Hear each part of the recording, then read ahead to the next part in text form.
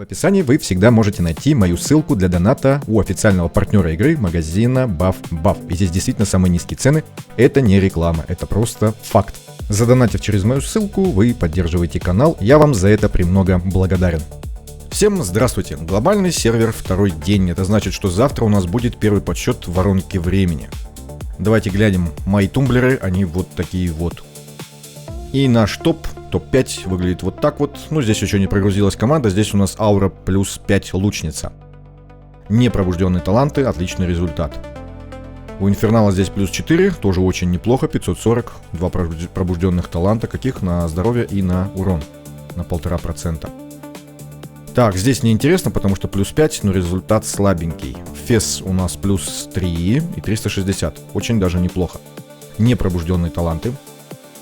У меня здесь 350, тоже непробужденные таланты, лучница плюс 2. Ну, мне кажется, неплохой результат, хотя хотелось бы, конечно, побольше. Начнем с ауры. Я так понимаю, что мне повезло, у меня здесь собранный вот этот зеленый сет. Он довольно-таки неплохо поднимает живучесть. У меня собран сет кукольника, но мне кажется, что он здесь, вот по крайней мере в этой команде с Линой, он не принципиален. Почему? Потому что у них здесь цикл 18 секунд. Также у меня собраны здесь вот этих два сета, но они довольно-таки там слабенькие у меня характеристики, но мне кажется все равно лучше, чем без них. В общем, схема снаряжения такая, и тайминги вот такие вот. Я пробовал ставить тайминги цикл 15,5 секунды. 15,5 секунды за счет нее. Они держат 15,5 секунды цикл, но урон хуже. Но урон хуже. Так что я оставил стандартный 18, но ей поставил по умолчанию. Если я пытаюсь ей ставить 18, получается заметно хуже. Ну, по крайней мере, пока что это предварительный вариант команды. Расстановка такая, подальше всех ставлю, чтобы там удары босса на поздней стадии не распространялись на соседних союзников. Лина у нас здесь вот такая вот. В первые дни сезона мы просто собираем, то снаряжение, которое есть. У нас тут выбора практически нету, поэтому я просто одел ей вот этот сет. Ну и, соответственно, дал ей защиты еще, потому что она в конце умирала. Сейчас они живут весь бой. Танкует здесь, насколько я помню, Линкас. Он здесь танкует. У него здесь вот такая вот на очки здоровья. Здесь на очки здоровья. И, в общем, босс выбирает его. Дианта. Здесь у нее крит шанс. Есть перчатки, повезло. В общем, я ее собрал максимум в урон. Из того, что было, конечно же.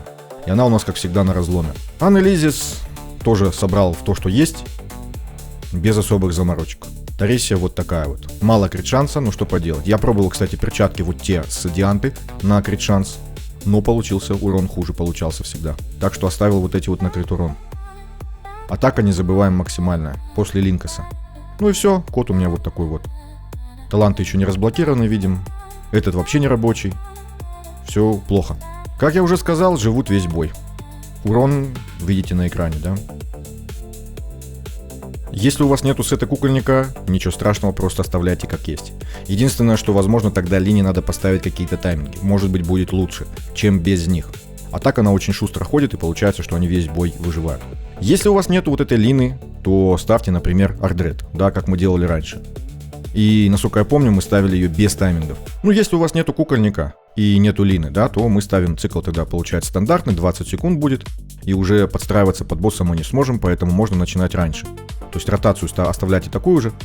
И так, чтобы на второе использование, на второй цикл, они уже вместе с Анелизис уже стартовали. Команда неустрашимых. Первая версия, можно сказать, бюджетная, потому что здесь у нас Акок. И обратите внимание, у нас здесь нету донатного артефакта. Тайминги у меня здесь вот такие. У Рейты и у Агока, естественно, нет возможности собрать ускорение, поэтому они съезжают.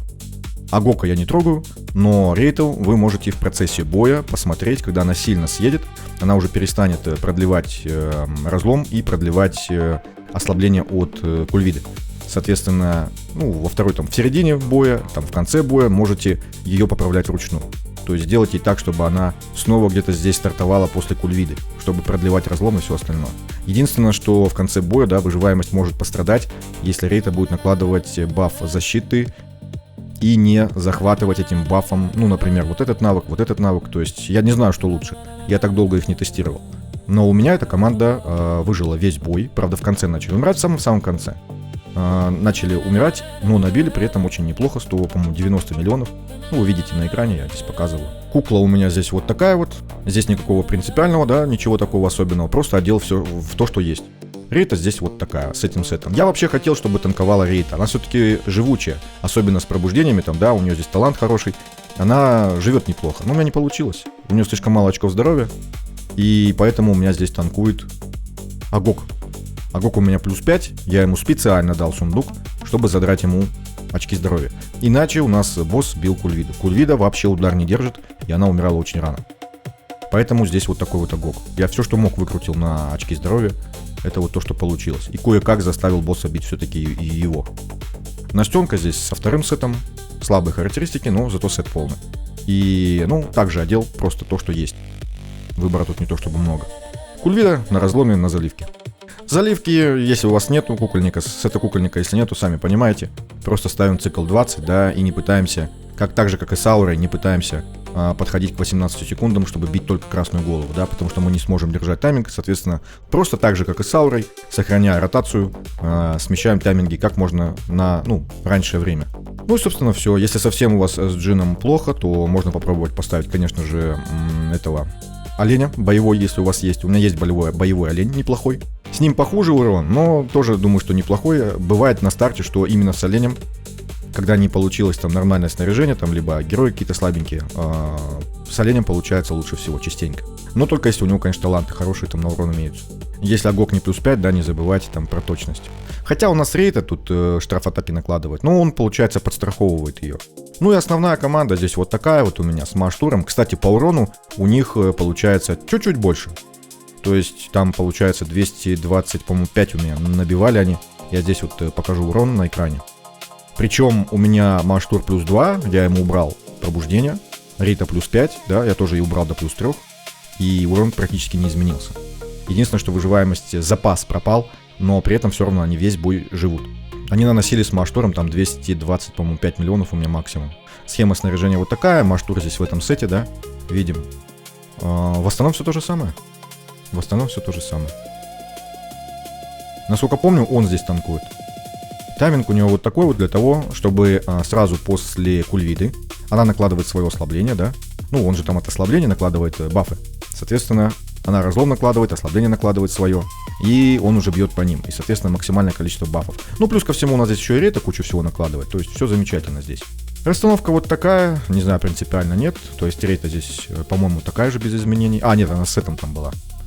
Короче, я просто переодел снаряжение. Здесь вот такой вот у нас Маштур. Сопротивление я не специально выкручивал. Просто одна вещь выпала именно с сопротивлением. Кульвида также на заливке осталась. Кукла наша. И Настенка. Ну и Джин. Джин у нас вот такой вот у меня. Я уже показывал, по-моему. Если вдруг нету Рейты, либо Агока, ну, я не знаю насчет Калаверы. Это очень плохая, мне кажется, замена, потому что она все-таки ближник, будет получать очень много урона. Мне кажется, тогда лучше справиться Натаниэль. И самая неживучая команда, команда Ледяного Взрыва. Я попробовал сделать их в 4 ДД. Не знал, кого здесь поставить, поставил... Ой, Синарелла. Урон вы видите, это у нас без донатного артефакта. С донатным артефактом получалось у меня что-то типа 93. Ну, то есть небольшая разница, но ощутимая. Таланты, как вы, наверное, уже обратили внимание, у меня не прокачаны, у меня камней стихии нету. Снаряжение все то же самое, что и было на предыдущих командах, да. Здесь я частично, вот то, что с Настенки, отдал Фредгунди. Здесь у нас Зорок, я ему отдал заливку, потому что он у нас пускай танкует. У него очков здоровья больше всего, защиты мало, умирают они где-то за 2-3 минуты, то есть очень рано. С донатным артефактом чуть позже, и поэтому получается урона выше. Не знаю, какие тайминги Синареллу ставить, ускорение навыков ему невозможно выкрутить, там даже с пробуждением у меня не получается, да, 60, чтобы он в цикл успевал. Ставил ему часы, но какие ему именно поставить тайминги получше, вот честно, вот без понятия. В отличие от команды Ауры, у нас здесь никакого другого лечения нету. Было бы неплохо, чтобы у них талант стоял, да, но вот этот 5-й, но на лечение, но у нас его еще пока нету. Поэтому у нас здесь олень, с оленем получше, боевой олень у меня здесь. С оленем получше, чем я пробовал с големом. С големом, по-моему, урон повыше, да, но они слишком рано умирают. Шина на разломе. Синареллу я пробовал ставить посох, но у него лечение очень слабое, ну очень слабое. Таланты, конечно, немного помогут повысить. Если у вас есть там на атаку что-то, то можно здесь, конечно, ему побольше атаки. У меня, к сожалению, нечего дать ему, тем более, что вот этот сет, он от лечения от щитов, да, накладывает вот это снижение урона, поэтому, ну, выбор здесь такой, что больше некому дать. И Билдель в лучшем снаряжении, что у меня есть. Здесь у нее крит урон. Кстати, крит шанс, наверное, надо было поставить, был бы повыше урон. Схема снаряжения вот такая, что посох, что часы, плюс-минус одинаково у меня получалось. И тайминги вот такие, если найдете для Синарелла тайминг получше, да, то ставьте его. Ну а тайминги просто взял с воронки, как мы делали раньше. Может быть, если, допустим, ой, ну, например, вместо Зорика какую-нибудь Филосию поставить. Либо если у вас совы нету, да, есть только Зорик Шинна, то вместо совы получается Филосию вместе с Синареллом. Может, они тогда будут жить гораздо стабильнее и урон наносят неплохо. Вообще, я что-то сейчас только вспомнил, что у нас связь стихий довольно-таки слабая в первые дни. И поэтому вы можете ставить любого вообще героя поддержки, любой стихии, который у вас есть. То есть самого сильного, который может здесь подойти. Если у вас есть новый Орел, есть Этерил, можно попробовать вот такую команду. Это я на тест-сервере проверял. Этот вариант у меня пока что самый такой удачный, более-менее живучий. Тайминги здесь вот такие. У Орла здесь 17 секунд. Я не знаю, правда, гораздо хуже, наверное, будет, если у вас Орел без пробуждения первого. Там штраф атаки у него заложен. Если Этерил у вас здесь нету, да, и ракушку некому поставить, то здесь можно ставить также Зорика. Просто Этерил чуть получше получается. Так как это тест-сервер, здесь я кода команды, естественно, не могу сделать. Точнее, могу сделать, но он у вас не сработает. Так что самое полезное, что здесь, наверное, есть, это может быть тайминги вам вот эти вот подойдут, вот Орла. Потому что у ледяного взрыва здесь у самого такие же, как и те, что только что я вам показывал в своем варианте. Тут еще в телеграм-группе есть команда от Фелвена. У него здесь целый миллиард получился. У него, правда, здесь плюс 3 анализис, но все равно. Если что, код команды я в описании скину. И вот здесь пример, как выходит с волком. 336, тут плюс 4. Тоже неплохо. Даже без пробуждения видим. А на этом все. Всем спасибо за просмотр, всем удачи и всем пока.